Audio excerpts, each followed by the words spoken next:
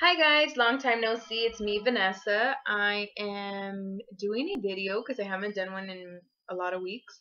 So I'm doing a video basically to give an update as to what's been going on in my life. So rewind back to January 21st of this year, 2015, I had my gastric sleeve. At that time, my starting weight was 274. I am now 232. So I have lost about 40 pounds, which I'm very happy about. The weight has definitely slowed down big time. As far as dropping weight, it's not as rapid like it used to be. It's more, oh, my stomach's growling. It's more, I want to say like a pound or two a week. So for me, that is okay. Sometimes I feel like it's less than that. I am not gaining weight. I am still staying active. I am still incorporating different foods into my diet, and I can basically eat everything I want, just in a very small portion. So if you used to eat 3, 4 slices of pizza, you can probably eat half a slice or maybe a full slice, depending if you get the thick crust, the thin crust, depends. So its food is still a major fact that it's a learning experience every single day. Actually, you are still learning what is going to be good for your tummy and how it's going to sit with you, and if it's not going to agree. um any side effects from surgery? Definitely, I have seen some. My hair is actually thinning on this side, big time. That's why I'm wearing it up, but it's actually really thin. My hair has always been thin, but it's really, really thin on this side. And I noticed that when I shower, sometimes I get like these glob of hair. I'm hoping that that is all, that I won't lose very much more, and I can't wait for it to start growing back. I still take all the vitamins that are required. I don't do very much protein shakes. I probably do it maybe once or twice a month, but I really try to take my protein from meat, chicken, red meat, mainly chicken. I eat a lot of chicken and vegetables, lentils, things like that. Let's see what else. I am 40 pounds away from being at my doctor's set goal. He said to me, Dr. Lamar told me that he expected me to lose, just with the surgery alone, to be 190. I'm about 40 pounds away from that. So to me, I'm excited because I'm assuming by the time a year passes, maybe less, I will reach that, and I hope to, be under that. I don't know. I don't know how thin I'm going to be comfortable, but I definitely can tell you I went from a size 24 plus size to a size 20, and those are starting to fit me big. So I can definitely see a difference, a decrease, in my body and the changes. Sometimes I get used to the way I look and I'm like, oh, I haven't lost anything. But I look back at pictures and wow, you could really, really tell. Or people who haven't seen me in a while, they're like, wow, you can definitely notice, the changes, and I've lost a bit of weight. So as far as my activity level, again, I am staying active. I try to go to the gym about 3 times, no less than twice a week. Um, let's see. Now, that's pretty much it as far as an update. That's why I didn't make so many videos or another video after the last one, because there was really nothing to talk about other than what was going on. I have new stuff to tell you guys though. This is the point where I get into the PCOS, infertility, trying to conceive, and that again overall was the reason why I had the surgery. So I've read a lot of blogs, and for a minute I was kind of depressed. I read a lot on a lot of blog sites, or other websites, where women said that they had the sleeve, and maybe a month or 2 months later they got their period naturally. Unfortunately, that hasn't been the case for me, and so far it doesn't seem like it's gonna be. If I don't take a pill to induce my period or to make myself have a period, I won't get one, a menstrual cycle. I will not get one at all. So I went to my OBGYN. I told them, look, this is what's going on, you know, and this is why I did the surgery. My overall goal is to conceive a healthy child someday. And she basically told me that we're going to do 4 rounds of fertility medications of Clomid, and that's supposed to help me ovulate.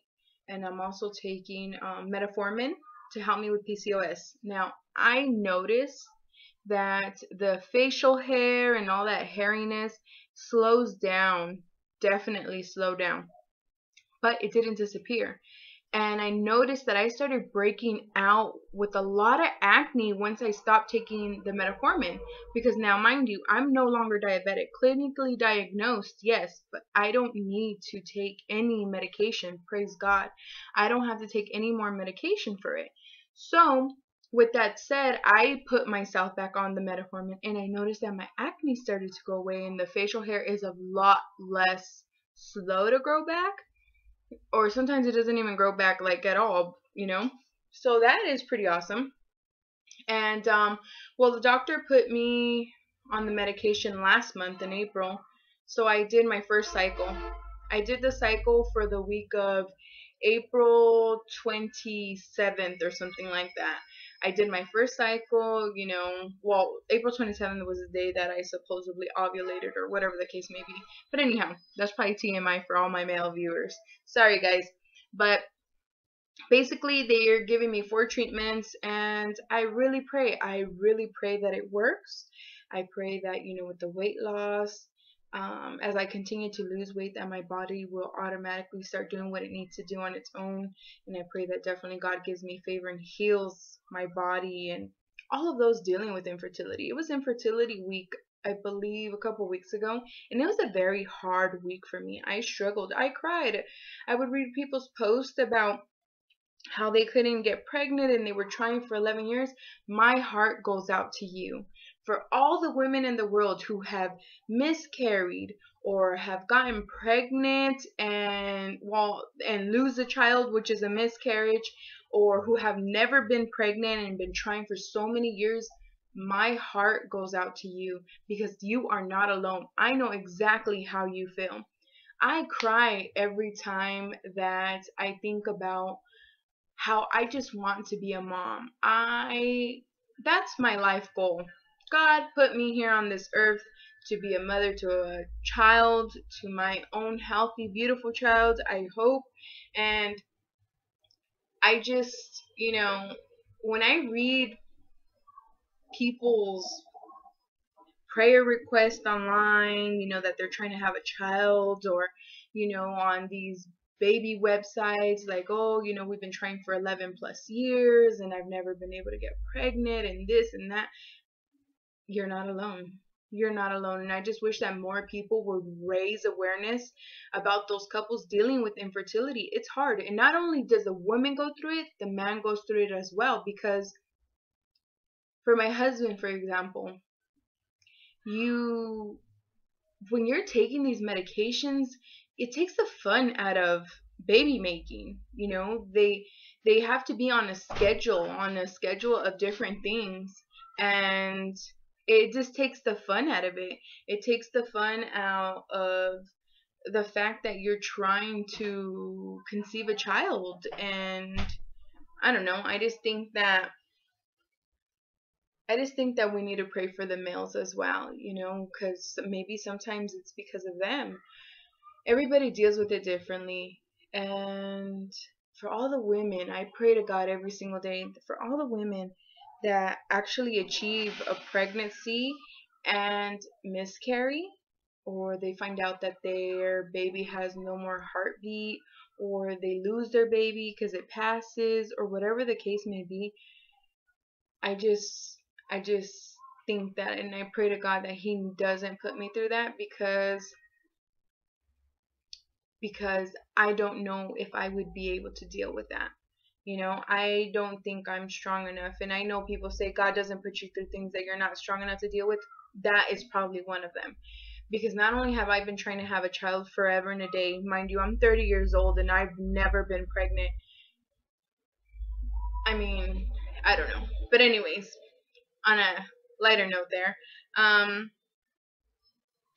I just want to ask that everybody educate themselves. Educate themselves on how to be sympathetic or empathetic, I should say, to somebody who is dealing with either infertility or weight loss, or thinking about doing a weight loss surgery for whatever reason it is, either because they want to run the street without having to worry about their knees hurting, or because they want to conceive a child or play with their children. Let's educate ourselves to be supportive. If you don't know how, Google it. You can Google everything. I Googled how to be supportive, or what to say to someone who's having fertility issues.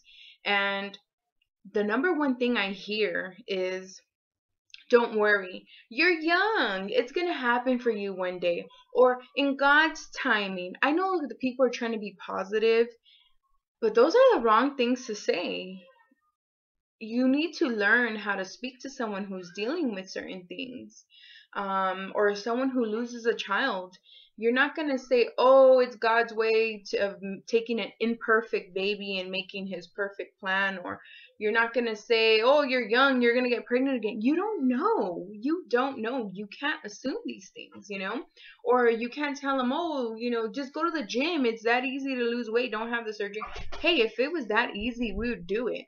But it's not that easy. So I say that people need to educate themselves, and definitely learn how to be a support to those who want to have the surgery or dealing with whatever issue it may be. And definitely prayer. I'm not a big religious person, but I ask all of you people who watch my videos, who follow me, to pray for me. Pray that God, pray for all women and men, or everyone dealing with infertility. This topic is definitely, or this video is definitely about infertility. It's all about infertility, and definitely, you know, an update, but mainly infertility. I just think it's very sad and unfortunate that some of us feel alone. I can tell you, a lot of the times I feel alone. How do I talk to my family about me not being able to get pregnant and expect that they understand? They don't. You know, they don't. And when people say, oh, how much have you lost? Are you still losing? What's your goal? You know, I don't mind talking about those things. But when they go into, oh, don't you want to wait a couple years to have kids? No, I don't. I want to have a baby ASAP. And I want a healthy child. And I pray to God that He gives me my heart's desires. So that's basically it for this video. You know, I always welcome everyone's comments, questions. Email me. I've had quite a few people email me and ask me, like, oh, what's the process? How did you get started? I love it. I love it. Keep it coming. You know, I try to reply to everyone as soon as I can. And we'll see, you know, if this round of fertility medication worked for me. If it did, thank God. I hope the baby sticks, and I will definitely be giving an update. If not, then hey, I got a couple more rounds to try, and, you know, I guess I'll keep trying until God says no more, you know, until I can't no more. So I thank you guys for watching. Again, I welcome all questions. You can email me. And again, educate yourselves. Fertility awareness, infertility awareness, and basically let's keep others in mind and be empathetic to whatever they're going through. And pray for me as I pray for all of you. You know, if you guys have a prayer request, hey, email it to me. Write it on my comments. Send it to me in a message, however you feel comfortable. I'm definitely willing to pray for you guys. So again, thank you for watching, and you guys have an awesome day.